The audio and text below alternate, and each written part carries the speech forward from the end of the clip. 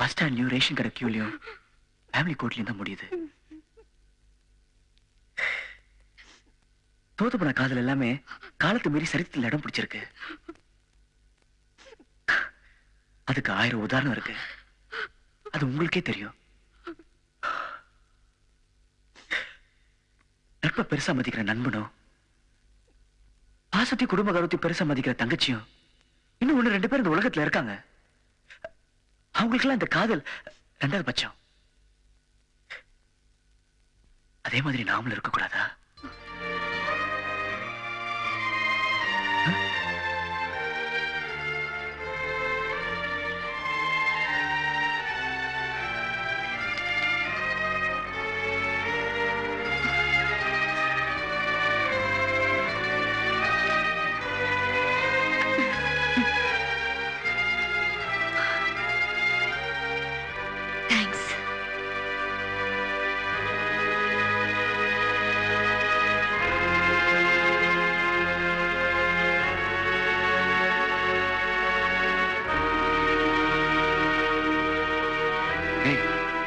என்னடா இது?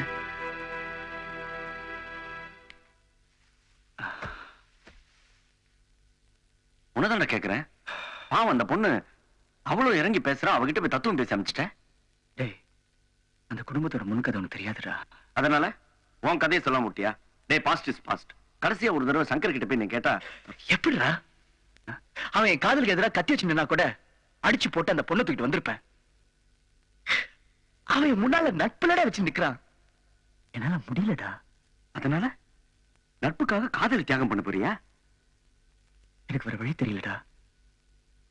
காதல் புனிதமான விஷயம் தான். ஆனா அதே மாதிரி ஃப்ரெண்ட்ஷிப் புனிதமான விஷயம். பெத்த அப்பா அம்மா கிட்ட சொல்ல முடியாத விஷயத்த, கூட பிறந்த அண்ணன் தங்கச்சி கிட்ட சொல்ல முடியாத விஷயத்த ஒரு ஃப்ரெண்டு கிட்ட சொல்லலாம். இன்னைக்கு காதலியா இருக்கிறவன் நாளைக்கு மனைவியா மாறுவா. ஆனா ஃப்ரெண்ட்ஷிப்ங்கிறது என்னைக்குமே மாறாத விஷயம். டேய், 20 வயசுல ஃப்ரெண்டா இருக்கிறோம், 60 வயசுல ஃப்ரெண்டாவே இருப்பான். அப்படிப்பட்ட மாறாத உறவை இழக்க நான் தயாரா இல்ல. டேய், நட்பா காதலான்னு கேட்டேன்னா எனக்கு நட்பு தான் முக்கியம். எல்லாரையும் அழ வச்சுட்டு என்னால சந்தோஷமா இருக்க முடியாது. டேய், நான் உன்கிட்ட பேசி பிரயோஜனம் இல்ல. நான் போய் சங்கர் கிட்ட பேசி பாக்குறேன். அவசியம் இல்ல. அவனு ஃப்ரெண்டாவே இருந்துட்டு போட்டோம். அதான் முக்கியம். டேய், உனக்கு உன்னுடைய ஃப்ரெண்ட்ஷிப் தான் முக்கியம்னா எனக்கு என் ஃப்ரெண்டு தான் முக்கியம். உன் வாழ்க்கை தான் முக்கியம். டேய், நான் எங்கேயோ குப்பை தொட்டில இருந்தப்போ எனக்கு ஒரு மெக்கானிக் செட் வச்சு கொடுத்து எனக்கு ஒரு பெரிய வாழ்க்கை கொடுத்த. டேய், நீ வாழ்றத பார்க்கணும்னு எனக்கு ஆசை இருக்காதாடா? டேய், கடைசியா ஒரே ஒரு தடவை நான் சங்கரை பார்த்துட்டு ஒரு நல்ல முடிவோட வரேன். என்ன?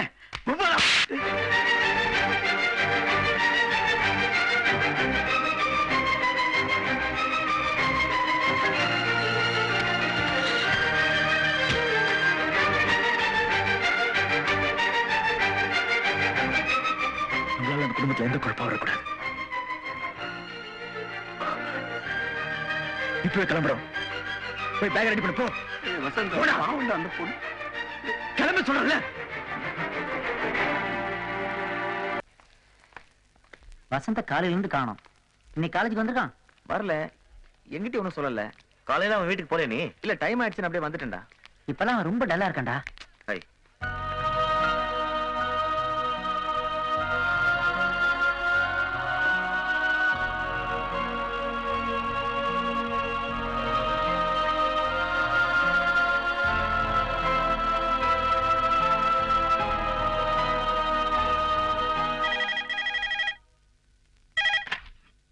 ஹலோ, வசந்த் இருக்காரா?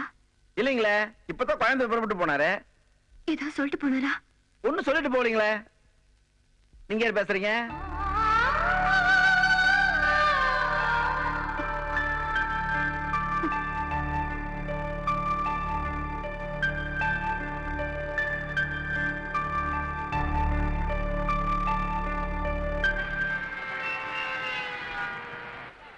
சென்னையில் இருந்து பெங்களூர் வரை செல்லும் வெஸ்ட் கோஸ்ட் எக்ஸ்பிரஸ் சரியாக 10:55க்கு 8வது பிளாட்பார்மில் இருந்து புறப்படும். ஹலோ, நான் அம்மா பேசுறேன்டா. மா, பிரியா விஷத்தை சாப்பிட்டா.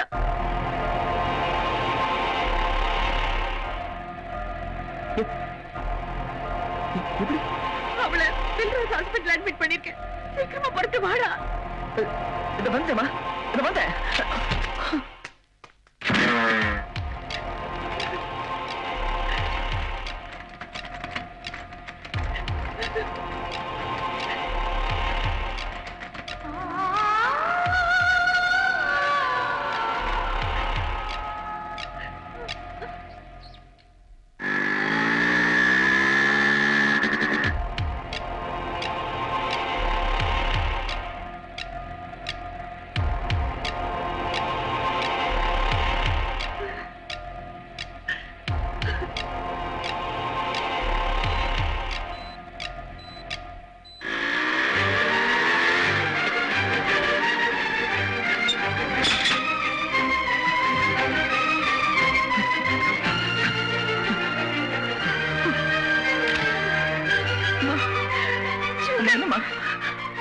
என்ன நடந்ததுன்னு எனக்கு தெரியலடா. இது இப்படி பண்ணுவான்னு நான் எதிர்பார்க்கவே இல்லை. எதா இருந்தாலும் நம்ம கிட்ட சொல்லிருக்கலாம்ல. இப்ப என்ன சொன்னாங்க? பிரியா நம்மள விட்டுட்டு போயிடுவாங்கன்னு பயமா இருக்குடா. டாக்டர், டாக்டர், நான் பிரதர். இப்ப எப்படி இருக்கு டாக்டர்? சோடியம் சல்பேட் கொடுத்து ஸ்டொமக்க வாஷ் பண்ணிருக்கோம். கார்டினால் 1 கிராமுக்கு மேல ஒரு பாட்டிலே காலி பண்ணிருக்காங்க. உயிருக்கு ஒண்ணு ஆகுது. நாங்களும் அதுக்காக தான் போராடிட்டு இருக்கோம். இப்ப எதுவும் சொல்றதுக்கு இல்ல.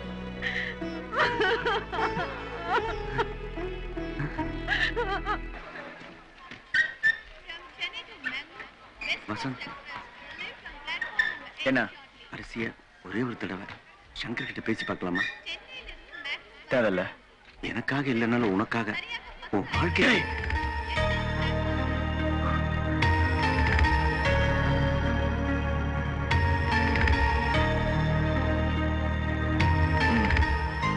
வண்டி இங்க விட்ட காட்பாடியில் தான் நிக்கும். நான் போய் குடிக்கிறதுக்கு தண்ணி வாங்கிட்டு வந்துடுறேன். டேய், நீ ஒன்னும் வாட்டர் கொண்டாட வேண்டாம். போன் பண்ணி யாருக்கும் மேட்டரும் சொல்ல வேண்டாம். ஊருக்கு போற வரைக்கும் என் கூட இருக்கு.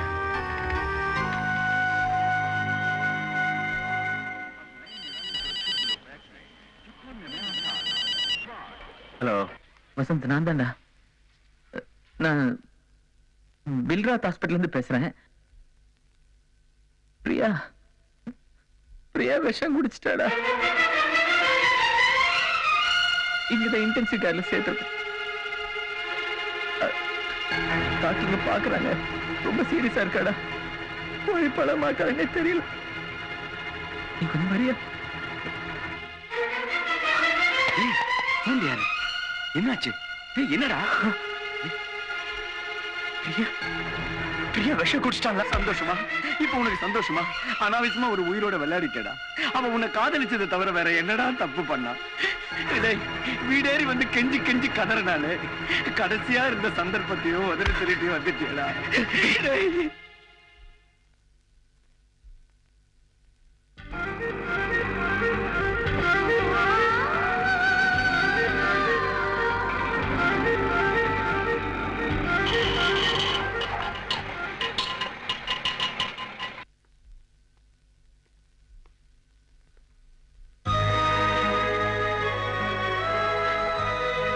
இங்க பிரியான்னு ஒரு பேஷண்ட் மேல ஐசியூ வீட்ல. ஆடா.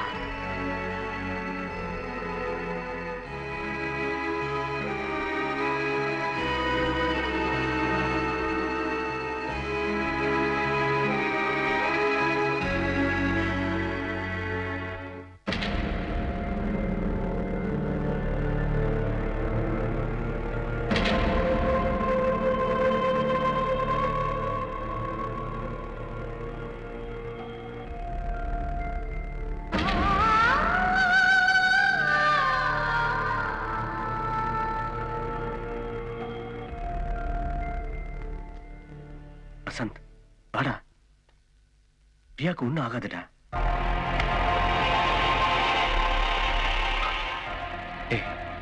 இங்க என்ன வேணா நடக்கலாம். எது நடந்தாலும் நீ வாய் தரக்கூடாது. ப்ராமிஸ்? சரி.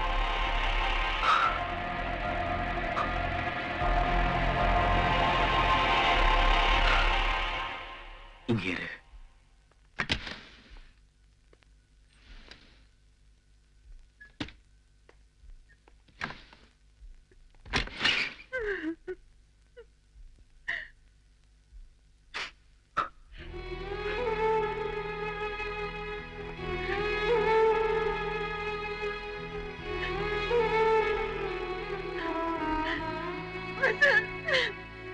காலையில கூட நல்லா தான் பேசிட்டு இருந்தேன்.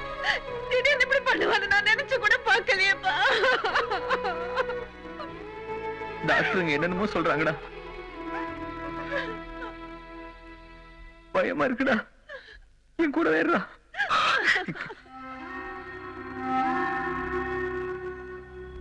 எஸ்கியூஸ் மீ, அவங்க ஏதோ பேர் சொல்லி முனகுறாங்க. யாராவது ஒருத்தர் உள்ள வாங்க.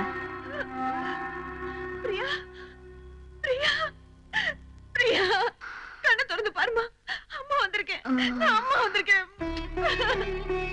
என்னடி இப்படி பண்ணிட்ட? உனக்கு நான் என்ன குறை வச்சேன்? விஷத்தை குடிக்கிற அளவுக்கு என்னம்மா நடந்துச்சு? உன்னை கேட்டுக்கிட்டு தானம்மா எல்லா ஏற்பாடு செஞ்சோம். சொல்லுமா, உனக்கு இந்த கல்யாணத்துல இஷ்டம் இல்லையா? சொல்லு. உனக்கு பெரிய விளையாட்டு எதுவுமே நான் செய்ய மாட்டேன். வாய் திறந்து பேசுறீ. பிரியா, பேசுமா. பிரியா, பிரியா, பிரியா, என்னடா உனக்கு என்னடா பிரச்சனை? ஏன்டா இப்படி ஒரு முடிவுக்கு வந்த? நீ போயிட்ட அப்புறம் நாங்க எப்படி?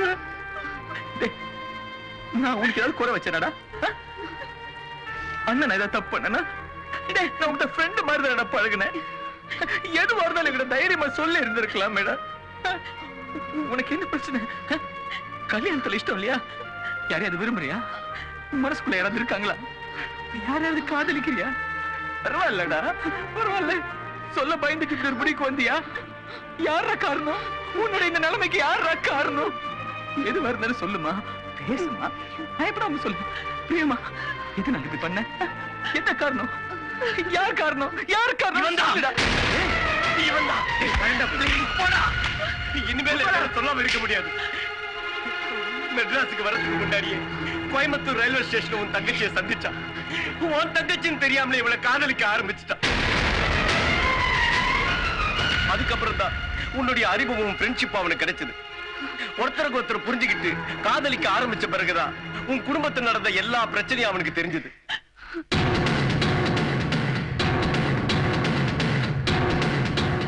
உன் குடும்பத்துல நண்பங்கிற பேர்ல ஒருத்தன் செஞ்சுட்டு போனானே துரோகம், அந்த விஷயம் அவனுக்கு தெரிஞ்சது.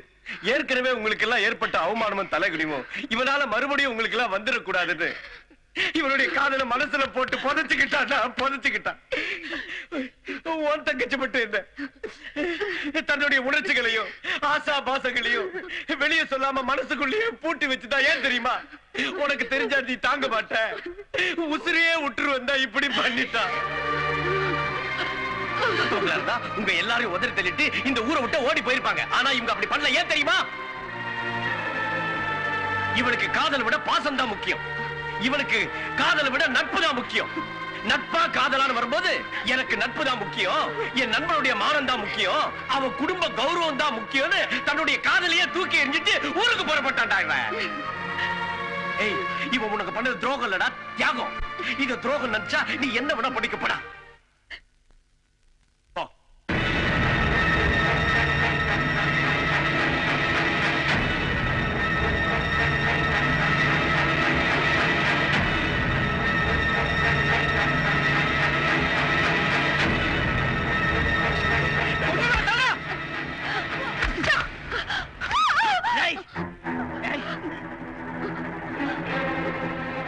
எனக்காக, என் குடும்பத்துக்காக, நம்ம ஃப்ரெண்ட்ஷிப்புக்காக இவ்வளவு இழந்திருக்கேடா.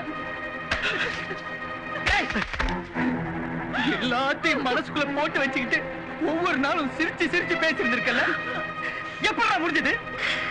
செத்து இருந்திருக்கலடா ஒவ்வொரு நாளும். அவன மாதிரி உன்னை நினைச்சாடா நீ? அவன் வேற, நீ வேறடா. நீ யாரா? வசந்த், என்னோட வசந்த். எனக்கு கிடைச்ச ஒரே ஃப்ரெண்டா நீ.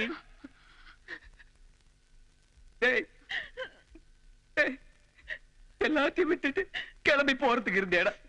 உன்ன மாதிரி ஒருத்தரை நான் எங்கடா போய் தேடுவேன்? உன்னுடைய எந்த உணர்ச்சி புரியாத மிருகம் நினைச்சேடா என்ன? உனக்காக என் உயிரை கூட கொடுப்பேன்டா. என் தங்கச்சி கொடுக்க மாட்டாரா? என் தங்கச்சி கொடுக்க மாட்டானா? ஒரு குடும்பத்துக்கு மாப்பிள்ளை கிடைப்பாண்டா. ஆனா நல்ல மனுஷன் கிடைக்க மாட்டான். நீ நல்ல மனுஷன்டா. உன்ன மாதிரி ஒருத்தன் தான்டா என் தங்கச்சிக்கு வேணும். உன்ன மாதிரி ஒருத்தன் தான் வேணும்.